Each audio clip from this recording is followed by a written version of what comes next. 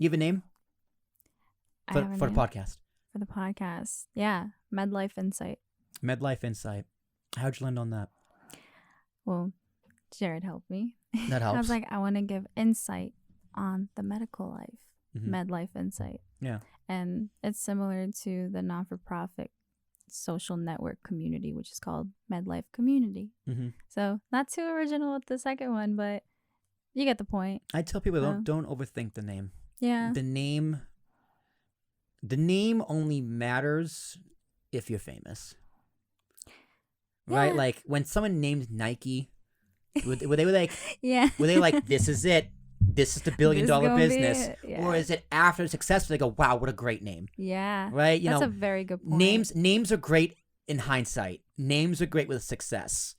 Yeah. What makes a name? What makes a name? The success behind it. You think, Amazon, or they would think from A to Z. Oh, fine, you were a bookstore.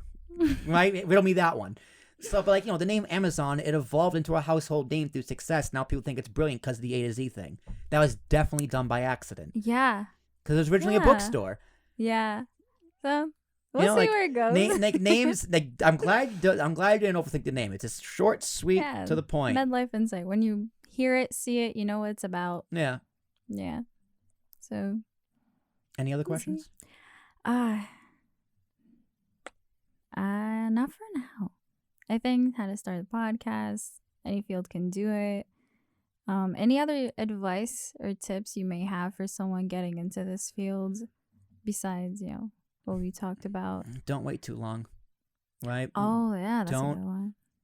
Like, for this how to start a podcast series, I've spent the past few weeks just knees deep or neck deep in pre-production planning and trying to get it just right. And if you try and get it just right, it's never going to be right. Mm-hmm. You just gotta just bite the bullet and just start getting into production. I have another question. Go for it. I actually do have friends that want to get into podcasting, but they're afraid of heat because cancel culture is a big thing. Avoid politics. That's what I would say. And I guess as long as you're respectful, there's nothing to really be afraid of. Yeah. Well, because they're like the things that I want to talk about. What do they do for work? Well, one of them is a medical student. One of them's a medical student. But he wants to talk about everything and anything. And the other one works in HR. My unprofessional advice was, as long as you're respectful, if someone wants to, you're better off putting yourself out there than hiding because you're afraid of some heat. I would also say just don't mention your employer. Don't use the name of your employer. Yeah. Don't interact as your employer in any way, shape, or form. Be completely individual. If you for some reason have access to their social media accounts for your employer, don't follow your own accounts. I do have access to my employer's social media. They are not subscribed to anything I do. Mm-hmm. Just because I want that completely, even I'm a contractor, I want that completely separate. No, that's a professional way of keeping it. Do not bleed over unless I want it to. Also just it's just a weird thing to do. Yeah.